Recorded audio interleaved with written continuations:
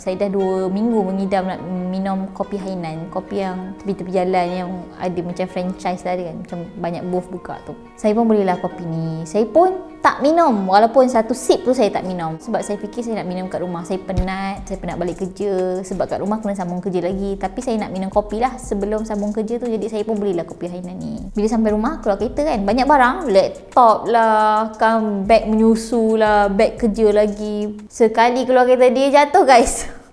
Dia jatuh tak boleh bincang. Berdentung, pecah, berkecai. Tumpah air kopi. Tumpah air kopinya. Seiring dengan air kopi yang tumpah tu, tumpah jugalah air mata saya. Padahal kalau fikir macam, kopi je tumpah, apa lagi lah beli. Tapi kenapa kita menangis ketika kopi kita tumpah? Ataupun kenapa kita menangis ketika satu benda tu macam kecil je, tapi dia berjaya buat kita menangis? Kenapa?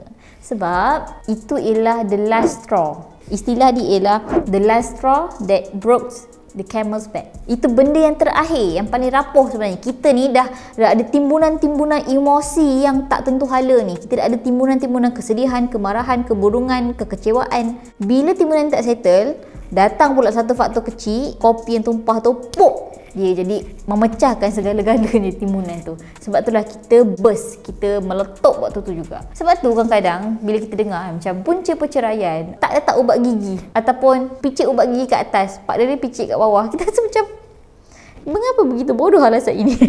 Tapi sebenarnya itulah the last straw that broke the camel's back. Jadi itu trigger, itu akan jadi puncanya. Padahal sebelum tu dah banyak dah kita kumpul.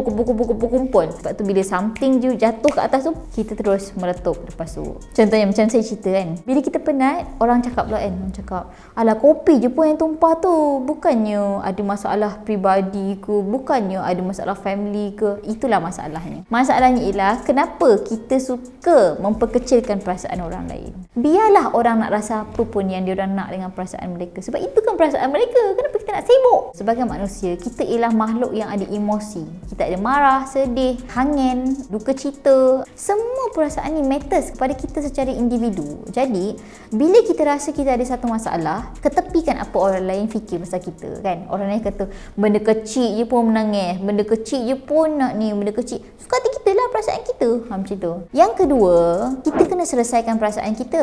Bila kita tak selesaikan perasaan kita, kita akan ada masalah di kemudian hari. Kita kena tahu apa yang kita rasa. Contohnya sekarang kita rasa marah. Marah dekat siapa? Kena tahu marah kat siapa.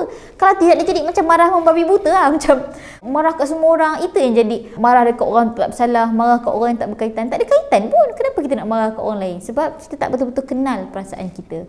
Let's say kita ada suami kan, kita marah dekat suami kita, tapi kita tak nak mengaku kita marah kat suami kita. Kita macam semua tak kena macam tu. Sampai bila-bila lah masalah tu takkan boleh dihadapi. Kita takkan boleh hadap kenapa kita marah suami kita, apa punca kita marah suami kita, macam mana kita nak selesaikan punca yang buat kita marah kat suami kita ni. Jadi masalah tu akan berlarutan dan berpanjangan. Tidakkah itu akan mendatangkan mafsadah yang lebih buruk? Ya, ia akan mendatangkan kesan yang lebih buruk untuk jangka masa panjang. Jangan sesekali nafikan perasaan sendiri. Jangan tutup. Kalau rasa perlu menangis, nangis je. Ambil lah masa grief, berkabunglah kita. Tak apa, menangis. Lepas tu bounce back, bangkit balik, lawan balik dan hadapi dunia yang seterusnya.